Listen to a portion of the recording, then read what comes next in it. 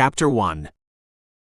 When Lycell made the unavoidable decision to approach the vampire sleeping soundly in Lycell's cellar, he stepped cautiously down the first step leading to the bottom of the dark stairway, holding something shiny in his hand.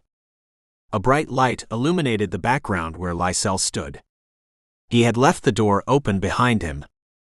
Not to run, because there was no running from a vampire, and a werewolf such as Lycell wouldn't consider it. The light from the kitchen cast a glow of what Lycell held tightly in his hand.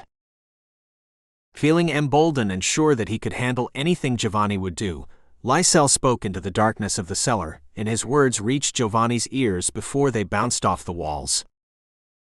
"Do you know what this is, Nightcrawler?" Lycell's voice and words harsh, offensive and strong. Jovani's eyes flickered, opened, and glanced up in surprise. He didn't expect to be awakened. Not this soon, especially since he had enjoyed the peace of his sleep. He had forgotten where he lay because of the euphoria of Hannah's body resting on top of his. Jovani fell into a dream state and thought that Hannah's heartbeat on his chest as she lay sleeping was his because their bodies felt as one. But there was no truth in his dreams and thoughts. He was immortal and dead, she was mortal and alive, and the only heartbeat came from her, his beloved. Jovani had forgotten he had no heartbeat. Only one person could relax him into that state, and it was Hannah. She would be his undoing, thought Lycell as he looked at Jovani, careful not to wake Hannah, while holding her lovingly to his chest as he tried to sit up and gather his thoughts. Lycell had his chance to rid the world of this vampire. He wouldn't get another chance. But there was one problem. Jovani furrowed his forehead at the sound of Lycell's words and voice. Not so much at the sound, but of what his words implied, and that Lycell had caught him unprepared for a fight, and with a werewolf and vampire there would be some kind of combat, whether it was for dominance in a world of earthly and unearthly creatures other than mankind, or one where there was a need to establish control and power over the other. Turning his head in a quick motion to see where the ominous voice had originated, while still holding on to Hannah as she slept soundly on his chest, Jovani answered, after seeing Lycell standing in a fighting position, shirtless, legs wide and ready at any second to shift into a werewolf. Jovani calmed and said, "You have a linked chain, and if I'm not mistaken by the shine of it, you made it out of silver." "That's correct. And I will ask you again, where's my son? Where's Justin?" "I don't know where he is," Jovani said objectively, as he lay his back flat on the bed, one arm holding Hannah. "That's the wrong answer." Before Lycell took the next step, Jovani swirled around without disturbing Hannah, and was on his feet while Hannah slept unknowingly of what was about to occur. "You weren't a match for me then, and you aren't one now. And you have a human you want to protect. So while you're chasing me around my house, you will soon discover that it's still daylight." "And where does that leave you?" Lycell said, meeting Jovani's blue eyes with his dark eyes. Lycell's voice heavy and ruthless as he pounded his words between his sharp teeth. "The answer is, where does that leave you? If you manage to kill me, you will never find your son. You need me for that." Jovani's voice held strong, but it was more of a deterrent than strength. Jovani, still a young vampire, knew that Lycell was right. He was no match for a full-grown werewolf who had been battle-tested in many ways. Lycell had clashed with men and wolves and fought lion-shifters and won. Jovani knew he couldn't allow Lycell to overpower him. If it was daylight, Lycell didn't have to wake him and make a big pronouncement. He could have walked up to him and placed a stake in Jovani's heart, or burned the house down if he wanted. But somehow he didn't want to do that, at least not yet. Lycell's only concern at this moment was Justin, and Jovani knew it. "I don't need you for anything. All I want is a satisfactory answer," Lycell said. Then why didn't Lycell kill him? He had his chance, Jovani thought. Then he must need him. "I gave it to you. You weren't satisfied, so get on with what you're planning to do me. It's not just you anymore. If you don't help me find my son, then I will be forced to kill you and that girl you have inadvertently involved in your sordid existence. You don't have the courage to make her one like you. But then how can you, when you have a wife already? Why are we discussing my... Jovani's hands fisted at the thought of Sasha, his vampire mate. See what I mean? You don't deny it, Lycell said, holding firm on the chain ready to lob it in Jovani's direction if he made the wrong move. If you came to kill me, then try, because if you don't, and from what I read in the papers, you're married and very much in love. That's your weakness, Jovani said. The weakness of my love for Hannah that you've cast a spotlight on is yours as well. Adrian, I think that's her name. The mother of so many werewolves, including Justin, they will miss her sorely, as well as your brothers and especially Wilder. Jovani's voice vindictive and piercing, cutting through Lycell like a diamond drill. Lycell flinched and a chill soared through him, making the hair on his neck stand. The thought that Jovani knew so much about his family caused Lycell to think about what he was attempting, and if he didn't kill Jovani, Adrian would die by Jovani's hands, or worse, he could make her one of his undead concubines. The vampire and the werewolf stood in front of each other, assessing their strengths and weakness, and what they could afford to lose. When Lycell first met Jovani in the Middle East, Jovani had been roaming from village to village among the spoils of war, taking souls to add to his army of the undead. How did your dead army work out for you? Jovani raised an eyebrow. That too was a sore point. That was then. I'm no longer surviving on human blood. I've discovered that I can exist well with the animal blood in the nearby forest. So that would make me like you. Jovani showed a hurried, closed smile. You will never be like me, Lycell's cold voice cut through the silence. I hunt animals for food, and never pursue humans unless they threatened my pack's existence. Never, he emphasized, have I tasted human blood for pleasure, but to defend myself and my kind. You're like men, only worse, Lycell added, his voice filled with disgust, because you kill indiscriminately, and you don't have a soul, and you never will. You're not my judge, Lycell, and you will not be my executioner. Jovani's motion in Lycell's direction had been faster than Lycell realized, yet Lycell stayed firm, and stepped down another step to meet Jovani. Lycell no longer on the high ground, but eyeing Jovani, and both searching for a weakness. As Lycell looked past Jovani, he pointed to Hannah, as the chain made a clanging sound against the cement floor.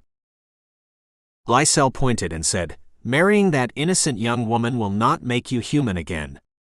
Well, he said with a raised eyebrow and a closed smirk, glancing at her lying half-naked. She's not so innocent anymore, Lycell murmured with disdain and an insulting tone that wasn't lost on Jovani. However, Jovani knew what Lycell was doing, and he couldn't give in to his instinct. His instinct to protect Hannah's virtue. He would protect Hannah from bodily harm, but not her virtue. He wouldn't be drawn into a useless power struggle and battle because of words. Jovani had long ceased to allow unscrupulous words to control him. That was for men and werewolves to figure out. Watching Lycell's eyes make an adjustment and turn to the bed Hannah slept on, Jovani turned to see Hannah stirring. She raised her arms and yawned after a long sleep, and then turned, realizing that Jovani was no longer sleeping with her. Her eyes searching, her arms thrashing around the bed, she screamed into the dim light in the basement, "Jovani, where are you?" Her voice rose with desperation and then died. Chapter 2. Hannah woke. The noise of voices shattered her dreams and her head throbbed, disturbing her sleep, and the absence of the coolness of Jovani's hard body stirred her peaceful dreamlike state. She rubbed her eyes to get used to the darkness of the cellar. Sitting up, her eyes moved around because she heard his breathing. "Where are you, Jovani?" "Here." "Look up, my love." Hannah glanced up and she saw a dark figure near the stairs, dressed in black with glaring red eyes. "Who are you, and where's Jovani?" she questioned, narrowing her eyes, horrified at what she saw. "I'm next to you," Jovani whispered in her ear. His voice soft and loving. He touched her hand, and she knew it was him. When her eyes focused, she saw him standing near the cot. In a second he had left the stairs and transformed into the figure she knew well. She smiled. "Why have you woke?" "It's not yet twilight," Hannah said. "Why is that man standing on the stairs with a chain hanging over his wrist?" Her eyes had adjusted to the darkness, and the light from the kitchen acted like a spotlight on Lycell. "He's here to kill me." Hannah clutched Jovani's waist and laid her head against his chest. He placed his cast-off shirt lying next to her over her bare breasts. "Don't worry, Hannah, that will never happen. Not now and not today." Jovani reassured her. Gazing at the cool determination on Lycell's face, Hannah wasn't sure, but she trusted Jovani. She loved him and therefore believed every word he said. From what she knew of vampires, they had few enemies because no one knew they existed, but this person obviously knew more than she, and he had silver, which according to her knowledge could cripple or kill Jovani. "I'm here to find out where my son is, and if Jovani doesn't tell me, then I will kill him, and likely kill you for leaving my son for this immortal." Lycell's words strong and inflexible. There was no doubt in the sound of his voice that he wouldn't do it if he had the chance. "You're Justin's father. Why would you want to kill me, or Jovani?" "Because you are now bound to him. He has taken you for his bride, but did he tell you that he has a murderous vampire bride already?" Hannah looked up to Jovani, her face showing pain on hearing about another woman. Even in the pressing darkness, Jovani knew that Hannah had been wounded by Lycell's words and Jovani's lack of disclosure. How could he reveal to Hannah, who had been so trusting and loving, that there was someone whom he had once loved, and once asked to marry him, that she had become a murderous, vengeful vampire, and that Hannah was no match for her except in Jovani's heart? Lycell's words were hard and struck Jovani in his heart, as if he had driven a stake there. Not Jovani's heart because he lacked one, but through Hannah's heart which he thought beat for him as well. "What more do you want from me, Lycell? I should have killed you years ago." "Maybe you should have, but you are less likely now. She has made you vulnerable to your murderous vampire bitch and her witch Tycia. It's not me who will kill you, but them, and they will torture that girl. Why didn't you leave her with my son? Justin loves her and would have taken care of her, and our pack and family could have protected her, but now no more. You have put your mark on her, and I could never convince Wilder to take her in." As Lycell talked, he stepped down the stairs one at a time until he reached the last one. He stopped when Jovani raised his hand. "Do not come close to us, werewolf." Hannah moved away from Jovani to meet Lycell before he could stop her. "I don't love your son. I love Jovani. I told Justin that. He chose not to believe me. He thought I would choose him, but I couldn't because it was my destiny to be with Jovani." Hannah's tone begging for understanding, but there was no understanding coming from Lycell. He understood one thing: the need and want of his son Justin to mate. "Then why are you in my home?" Lycell said, moving close to Hannah, but with the snap of a finger, Jovani stood between the two facing Lycell. "He brought you here to protect you, and now he has disappeared. And you used him." Lycell's voice took on a different tone. Jovani felt sure that Lycell had become angry, and he knew what an angry werewolf meant. "If that thing has done anything to harm my son, I will burn this house to the ground and both of you in it," he said, meeting Jovani's red eyes. "You have made enough threats, Lycell, and still I can't tell you what happened to your son because I don't know. You will not threaten my woman or me again." They stood watching at each other, waiting for the slightest movement. When Jovani's hand moved with a quickness to place Hannah away from the action, Lycell readied the silver chain to throw over Jovani. Lycell's leg moved to step closer for an accurate throw, but restrained from making a hasty move where he knew that if he did fight Jovani, he would have to fight to the death, and even he wasn't prepared to do that just yet. His concern wasn't killing Jovani and Hannah, but finding Justin. That's all he wanted, was his son and to bring him home to his mother. Jovani whispered to Hannah, hoping that Lycell wouldn't hear, but a werewolf's hearing is more acute than man or any animal on the earth, and he heard him. Lycell heard the measure of Jovani's words. He heard the desperation of Jovani's voice, and he stilled his body from shifting. Because of shifting, that would be the only way to match Jovani in a life-and-death struggle. Hannah looked up at Lycell, who had one more step to make, but he pulled back his leg. He hadn't come to harm anyone, not even Jovani. He could have done that while Jovani slept peacefully and without worry, but he didn't. He could have easily put a stake in his heart years ago, but he wouldn't. Justin left me here because he didn't think my life was at risk, Hannah stated earnestly to Lycell. We were being hunted by a warlock and a witch. Justin killed the warlock. When we arrived here, he left in the snowstorm in search of food. I asked him not to, but he said he needed fresh meat to keep his strength. The snow was coming down heavy. It was a blinding snowstorm for a man, Hannah said, watching up at Lycell.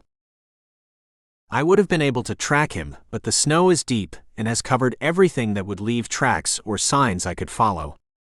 There's a northeastern blowing through here, and the wind is treacherous even for me, Lycell said, after relaxing his grip on the silver chain. But I have to find my son, and I will. I can't go back to his mother and tell her he's lost. It's dark now. I can help you look. Jovani kept Lycell talking and occupied until he was strong enough to handle him or help him. It was up to Lycell which way this would end. Now Jovani could decide how to deal with Lycell. Before, he had just enough strength to keep Lycell from destroying him. But what about Hannah? That's why he didn't make a move at Lycell. It was Hannah he sought to protect at any cost. If she had become pregnant, he wanted to make sure that his offspring would live. What good are you when you can only travel at night? When the sun approaches, then you will run and hide like a bat in a cave. Tell me why I should trust you. I'm not asking you to trust me. I will do anything to protect Hannah from you. You forget it's not me you should be afraid of now. It's Sasha, your vampire mate, and her friend, Tycia. Hannah released a noticeable breath and looked to Jovani. Do you think I didn't know what you were doing? You have your full strength, Lycell admitted. Yes, that's true. But you seem to forget my abilities to shift like you. I can become a wolf or a bat. You're no shifter, and don't pretend you are. But I can track when you can't. I can be places you can't, Jovani said to convince Lycell of his worth. Jovani wanted as much to get Lycell away from Hannah as much as Lycell needed him to help him find Justin. Lycell, silent, turned his back to Jovani and headed up the stairs. He wasn't afraid of Jovani as long as Hannah was by his side. He knew Jovani and felt that he wouldn't want to expose her to his bloodthirsty ways. He tried in vain to leave behind him. It appeared Jovani was trying to protect her from what was coming for her, and if Lycell knew the witch and those vampires, especially the one who thought she was his wife, Hannah was indeed all but dead. Now standing at the top of the stairs and in the light, Lycell turned facing the darkness where Jovani stood. He said, I'll wait for you up here. Near the fire, Lycell's voice rough with teasing laughter. He didn't say those words in a threatening tone, and Jovani didn't take them that way. He hit his mark with the revealing of Jovani's wife, Sasha, to Hannah. Lycell closed the door after turning on the dim light.